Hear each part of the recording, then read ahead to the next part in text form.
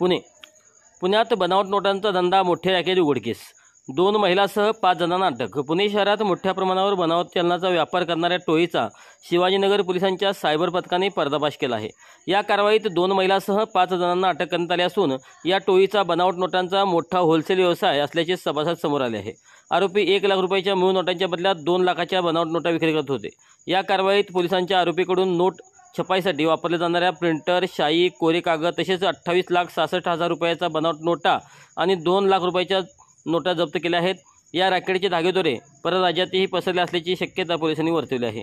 अटक केलेल्या आरोपींची नावे अशी की मनीषा ठाणेकर वय वर्ष 35 राहणार येरवडा, सचिन यमगर वय वर्ष 35 राहणार गहुंजे, नरेश शेट्टी वय वर्ष 42 राहणार लोहगाव, भारती गावंड वय वर्ष 34 आणि प्रभू गुगल जड्डी वय वर्ष 38 राहणार चिंचवड असे आहेत।